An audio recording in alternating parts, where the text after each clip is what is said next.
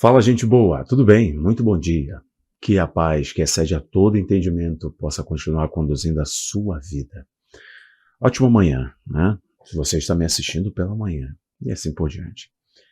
Bom, há um esforço muito grande e muito claro do mundo, já há um tempo, em relativizar fundamentos da fé cristã. E essa relativização vem de dentro para fora. Quando é de fora para dentro, portanto, ganha resistência em princípios. Mas a relativização está no bojo do que Paulo nos orientou escrevendo em Tessalonicenses. Quando ele fala sobre o fim de todas as coisas, ele cria uma linha de raciocínio cronológica, que é, primeiro vem a apostasia. Apostasia é a substituição da fé, o abandono da fé. Logo, está no campo religioso, está no campo da fé, está no campo doutrinário, fundamentos, certo? Ortodoxia cristã. E ele fala, depois da apostasia, se revela o homem da iniquidade. Isso é interessante demais. Apostasia, a fé não tem mais os mesmos balizares, não tem mais os mesmos princípios e fundamentos. Portanto, agora a sociedade que era norteada por estes princípios de fé, a igreja que era norteada por uma fé genuína, cristocêntrica, não é mais. Logo, há espaço para que a lei de Deus seja substituída. Iníquo é aquele que não respeita a lei. Nós estamos falando da lei de Deus. E a lei que regeu o mundo até então é a lei fundamentada de origem nos 10 mandamentos. São princípios éticos, morais e espirituais que sempre conduziram a humanidade. Então, depois da revelação do iníquo, Paulo vai falar sobre a volta de Cristo. Okay? É uma linha cronológica que Paulo estabelece em Tessalonicenses. Então, primeiro apostasia, depois iniquidade. O homem da iniquidade, ele aplaude e enaltece tudo que antes era denunciado pela fé genuína como imoral, como pecado. Correto? E agora, pela apostasia ter roubado essa ótica genuína, e que eu falei para você que é balizar, fundamentos, balizares, como o credo dos apóstolos, algo que foi convencionado pela igreja, que é eu creio em Deus Pai, eu creio no Espírito Santo, eu creio no batismo, certo? Eu creio em Deus Filho, eu creio em Jesus, que nasceu de modo virginal. Eles já mudaram isso, alteraram o credo dos apóstolos, que é uma memória dos fundamentos da fé cristã. Já mudaram isso. Também já criaram através da teologia liberal, fique tranquilo, com o tempo eu vou ensinar isso para vocês com calma. Através da teologia liberal, relativizaram a essência da fé. Ora, você precisa de um pensamento racional, de uma fé que pode ser provada. Por isso que tem uma gente aí, um povo que se diz muito inteligente, que treina os outros para ter sucesso, que mude aí a sua mente, né? Não vou usar as expressões deles, não. Que eles querem ensinar uma fé inteligente. A fé, gente, desculpa. A fé se resume em um cara que tem um pedaço de madeira, um galho na mão, e ele vai tocar na árvore acreditando que o mar vai se abrir. Ele tem um galho, ele vai tocar na rocha, a rocha vai sair água no meio do deserto, senão todo mundo morre de fome. Isso é uma burrice do ponto de vista racional, mas isso é a fé. A fé é, põe o pé, depois Deus coloca o chão. Bota o pé, você não afunda, é só continuar olhando para ele. Então, esse negócio de mindset. Bom, enfim, olha, cada um tem o seu valor, e minha crítica aqui é essa questão do mindset. Mindset é usar a teologia para isso. Teologia, fé, fé. Ok? Mundo empresarial, enfim, é outra coisa e tem o seu valor, tem o meu aplauso se conseguir mudar a vida das pessoas. Mas fé é fé. E a mudança genuína e verdadeira só vem através de Cristo e do Evangelho. Então, entendo aqui, a teologia liberal, ela veio no decorrer da história, ali com os iluministas, influenciando, com Kant, né, os filósofos, influenciando o pensamento da cristandade. Logo depois, nós estamos vendo agora um cristianismo pop, que é o cristianismo que procura alcançar as massas. A mesma estratégia de Constantino no século III, quando se prostituiu a igreja. E a igreja, então, passou a adotar imagens, símbolos, né, pagãos, num grande sincretismo, numa estratégia de Estado. Logo na sequência, um evento, o advento da modernidade, que vem nessa sequência do cristianismo liberal, da teologia liberal, é justamente a teologia queer, né, a teologia inclusiva. O cristianismo pop, teologia da prosperidade, teologia queer, teologia inclusiva. Aí é onde realmente nós estamos vendo isso aqui. Eu contei toda essa história para você em 5 minutos, para você entender isso aqui. Ó. Arcebispo considera a oração do Pai Nosso problemática por ser patriarcal. Esse é o arcebispo da igreja cristã anglicana. Eu sei, a igreja anglicana é uma igreja problemática por si só, na sua origem, na sua gênese. A igreja foi fundada por um desejo de um soberano, de a igreja aprovar o seu novo casamento, né? Segundo a Bíblia, seu adultério. Então a igreja foi criada por um desejo do Estado e não por uma ordem de Deus, por um princípio de fé, por um valor de fé, por uma estratégia evangelística, mas é uma igreja criada a partir de um desejo monárquico de um novo casamento, de um novo tipo de igreja. E isso está ligado a movimento político monárquico no decorrer da história. A igreja tem princípios que são bem diferentes, inclusive complicados do ponto de vista teológico, mas tem princípios que divergem da essência do que os apóstolos nos deixaram, dos ensinamentos apostólicos. Mas está aqui o que o arcebispo da igreja cristã anglicana disse. A oração do Pai Nosso ela é problemática porque ela é patriarcal.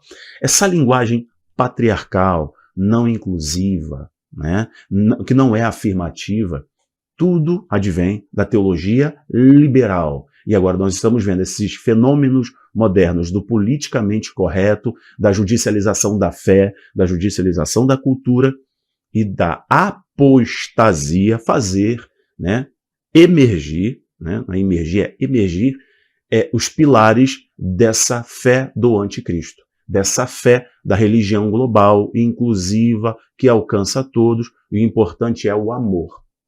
Por isso que esse arcebispo está falando.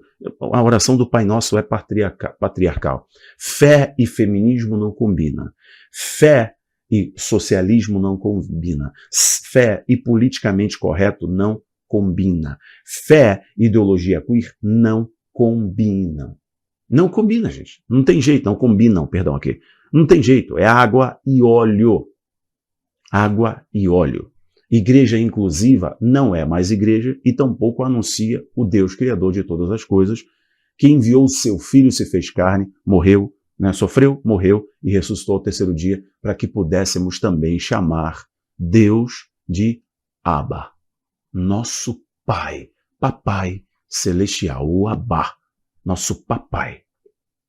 Ele fez isso. E a oração do Pai Nosso, assim como eu falei para vocês da oração do Pai Nosso, quando Jim Caviezel, que está agora estrelando Sound of Freedom nos cinemas dos Estados Unidos e batendo o primeiro lugar de bilheteria, quando ele fez o Paixão de Cristo, ele aprendeu o Pai Nosso em aramaico, que era a linguagem comum, né, do judeu naquela época. Falava muito pouco de hebraico na sinagoga, mas entre os judeus era o aramaico, e ali a língua geral do império era o grego. Mas Jesus orou em aramaico, ensinou os seus discípulos a orar em aramaico, assim como toda a oração de Jesus, ele começa com Abba. E Jesus ensinou a oração ao Abba. É o Pai que é nosso, que foi roubado pelo pecado, esse sentimento de paternidade e pertencimento, e quem confirma a nossa paternidade é o Espírito Santo.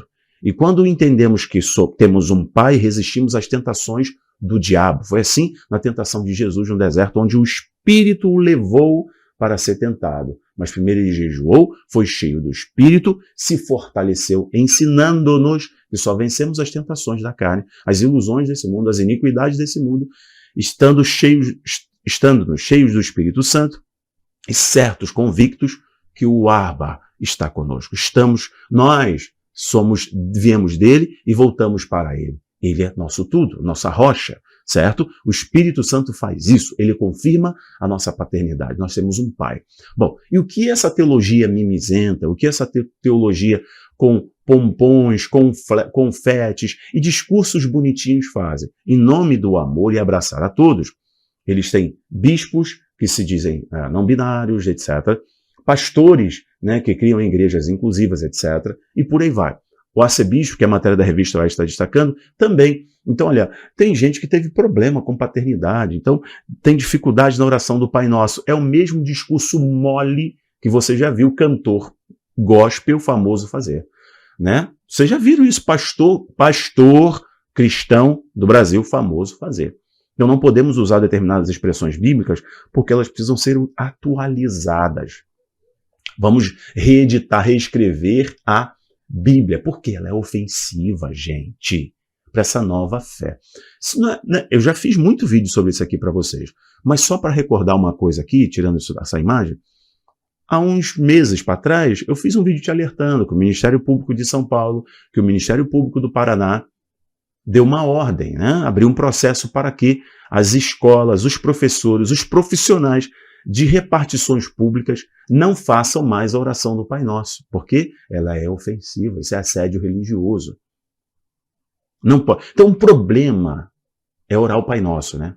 O problema não é a corrupção política. O problema não é os desvios de recurso público. O problema não é o sumiço de 1.200.000 crianças que somem no mundo. O problema não são as guerras. O problema não é o tráfico. Todos os aspectos que você possa imaginar. O problema é o Pai Nosso. O problema é a moralidade judaico-cristã. Lembre-se também que uma igreja da Inglaterra, eu preciso mostrar isso para vocês, irmãos. Eu tenho boa memória. Igreja da Inglaterra considera a linguagem neutra em termos de gênero para Deus.